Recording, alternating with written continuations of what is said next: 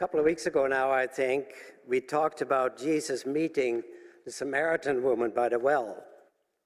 She had been ousted by the people in town, and as a result, she was a loner and had no friends. Yet Jesus sought her out. And today, I like to look at Jesus seeking out another person. This time, it's a disabled person who had been rejected by society and living a life of misery. You see, Jesus was in Jerusalem, and I think that we sometimes forget that Jesus was a devout Jew. It says in the Bible that it was his habit to go to the synagogue on the Sabbath. Now, I've heard people say that if you go to church out of habit, then it doesn't mean very much. But Jesus didn't seem to find anything wrong with going to church out of habit, because some habits are good habits.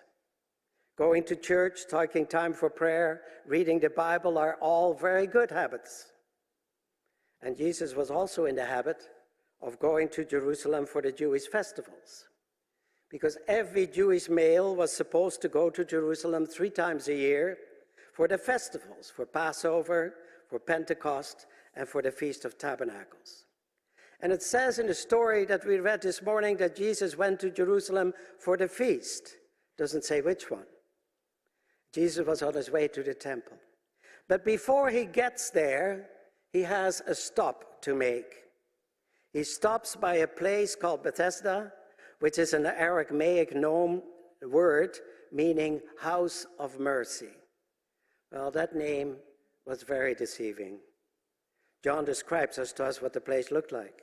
He says it was at the edge of the city by the sheep gate, and in the center was a pool surrounded by 5 colonnades on the arches. And archaeologists have found that place where John said it was, and they found that in fact there were 2 pools surrounded by 4 colonnades with one in the center. It was just like John said. When we were in Jerusalem several years ago, we found the ruins of the pool that was called Bethesda.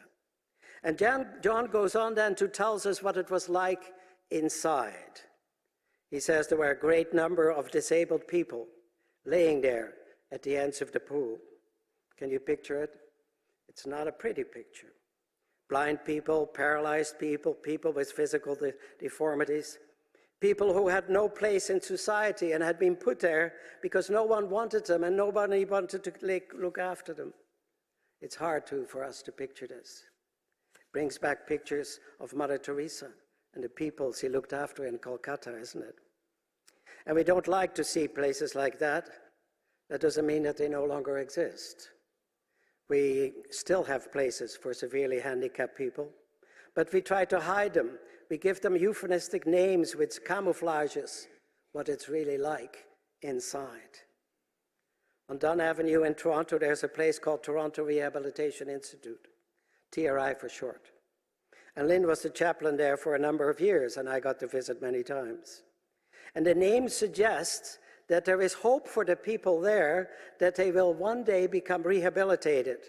It suggests that it's a place of hope, that one day they will get well enough to live on their own and look after themselves. But we all know that for the vast majority there, that's not likely to happen. TRI has been around for a very long time. And when it was first opened, it was called the Home for Incurables.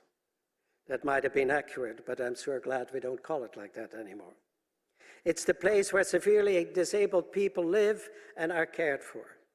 And Bethesda was a place like that, only there was not much caring taking place there. John said that the people there would just lay there, hoping that someone would leave them some food.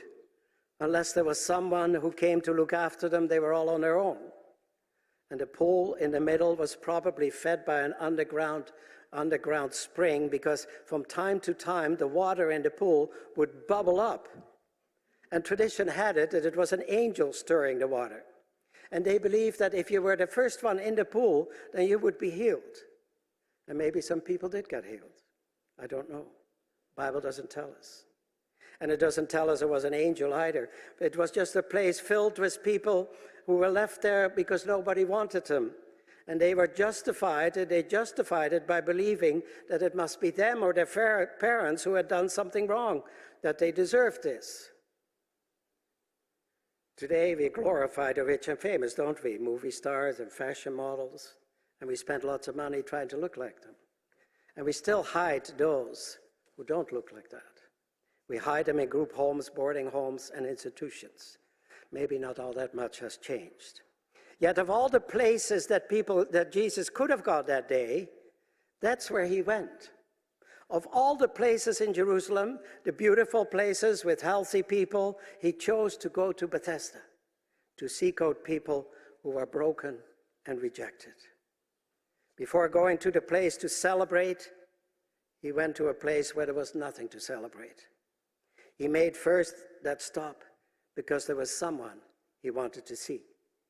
Just like Jesus came to look for the Samaritan woman by the well who had become an outcast, Jesus came to look for a man who had been cast out by society. And I'm not sure who went with Jesus. It doesn't say. His disciples were probably there, and there were always people following him, and I'm sure there were some following him there.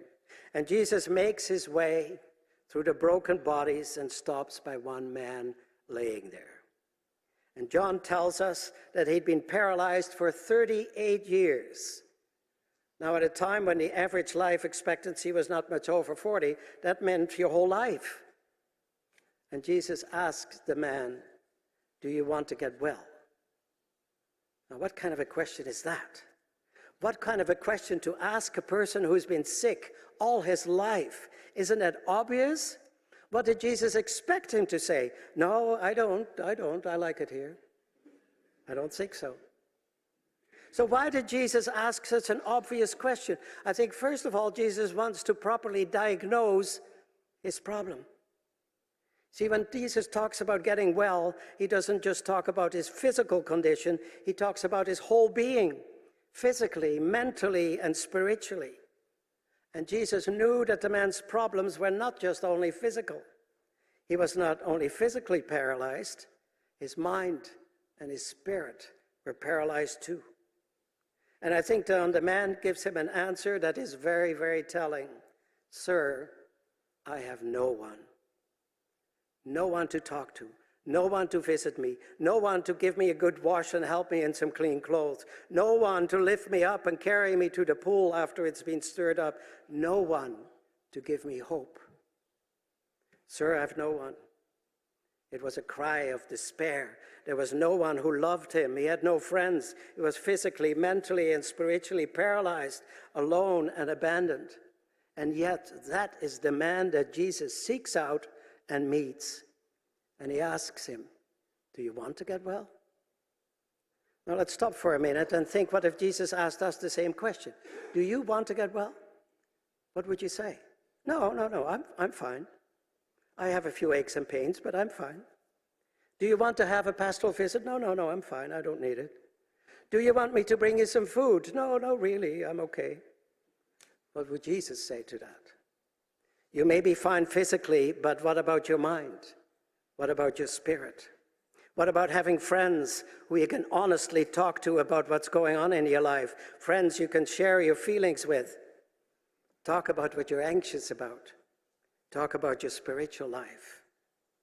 Some time ago, a survey was done among a group of men. They were all very successful in their own field. And they were asked how many real friends they had that they could share their deepest feelings with. Friends they could call in the middle of the night if they had a problem. And a vast majority, almost all of them, said, "No one." That's tragic, I think. I don't know if women are any better at making close friends than men. I hope they are. The man in Bethesda who had no one either, and Jesus asked him, "Do you want to get well?" Jesus didn't say, "Well, this is your lucky day. I'm going to heal you." No, he asked him first, "Do you want to get healed?" Jesus never forces himself, you see. He calls us, but we have to answer him first. "Sir, I have no one." It was a cry for help, and Jesus said, "Then pick up your mat and walk." And what's the man's response? He doesn't question it. He doesn't doubt it. He does it. He doesn't say, yeah, right, that's not likely going to happen, is it? No, he does what Jesus tells him to do. And he feels the power that had been gone for all those years come back. And John tells us at one time that he was cured immediately. And he picked up his mat and he walked and he jumped for joy. You see, Jesus came to the man who no one loved, and he loved him. Jesus saw the loneliness and despair, and he filled it with love and compassion. The man people kept out of their way, Jesus went out of his way to meet. Jean Vanier, the great man who is one of my heroes, who died recently, as you know, who started large homes for severely handicapped children, said this. He said, many people today are overwhelmed by despair. It is as if they are paralyzed in mind and heart, and they do not know where to turn to or what to do. And confronted with all the problems in the world, they have lost hope. It has paralyzed them. And others are paralyzed because they feel that they are not wanted. Young people, they feel there's no place for them in this society that is structured and competitive. And they seek an escape in alcohol, drugs, and violence. Now, let's be honest, in some ways, we all have things that paralyze us. It may be our fears, our loneliness, our loss of hope. And I believe that Jesus goes out of his way to meet us and say to us, do you want to get well? Do you want me to remove those paralyses that makes you unable to move and makes you unable to love and to love the unlovable? When Jesus says, do you want to be healed? What do we say? No, I'm fine. I can handle it. I've learned to be independent. I don't need help. Do you want to get help?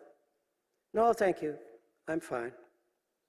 The man by the pool does what Jesus tells him. He picks up his mat and he walks and jumps and praises God. But then he turns around and he wants to thank the man who healed him, and he can't find him. He tries to go after him. But now that he has to face the real world, and immediately he is thrown into a world that is run by rules and regulations, a world that is run by powers and authorities, and he doesn't get very far when somebody calls him. What do you think you're doing? And someone who looks and behaves like somebody with authority. Don't you know that this is Shabbat, it is Sabbath? No, he didn't know. After 38 years in Bethesda, you kind of lose track of days. Well, it is Sabbath and you're not supposed to work. And carrying your mat, that's work. Talk about a letdown. From jumping for joy, you are breaking the law. And then the man tells the authority what happened. He tells them how he was healed. He tells them of the man who healed him. And he was told him to pick up his mat and walk. Well, who was this man who told you to pick up and walk? We need to find him. Because he broke the law too.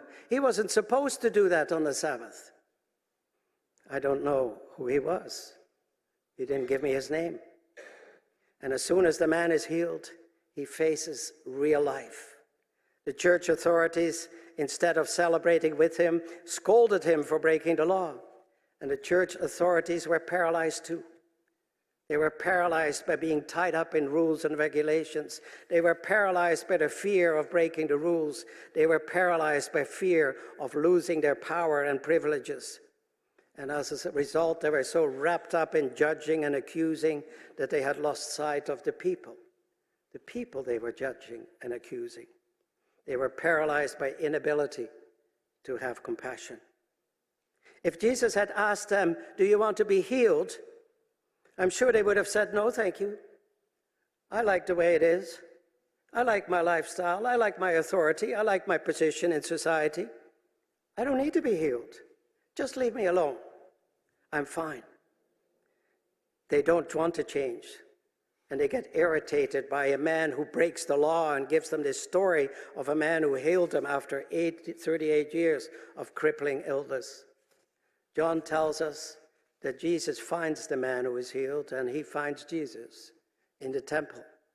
And before he has a chance to thank him, Jesus says to him, now that you are well again, stop sinning so that not something worse will happen to you. What did Jesus mean? Did he give him some conditions? Was his healing dependent on never sinning again? I don't think so. I believe that Jesus meant that his healing was not complete. It was not complete yet. His body was healed, but now his mind and his spirit needed to be healed also. Now his life needed to be changed. He needed to stop sinning so that nothing worse would happen to him. And what could possibly be worse than 38 years in Bethesda? The only thing that could be worse is that we were separated from God eternally. Jesus came into the world to die for us so that our sins would be forgiven and our relationship with God would be restored. And Jesus offers this to us freely. So why the condition? Why the condition not to sin anymore so that nothing worse will happen? Yes, it's true. Jesus offers her salvation to us freely, but we have to accept it. The sin that Jesus is talking about is the sin of saying no to his offer, saying no to his offer to heal us. It is turning our backs to Jesus and going our own way. It is saying, no, I don't need your healing, I'm fine. Because when we do that, Jesus will also turn his back to us. And that's worse than 38 years of paralysis, because that has eternal consequences. The man who had lived in Bethesda for 38 years had been healed. But for him now a new life had begun. A life of opportunities, but also a life full of temptations. When you enter this life, Jesus says, don't turn your back to me. We all have things that paralyze us, don't we? And Jesus offers us today to heal us. But he first asks us. He asks us, do you want to be healed? What will your answer be?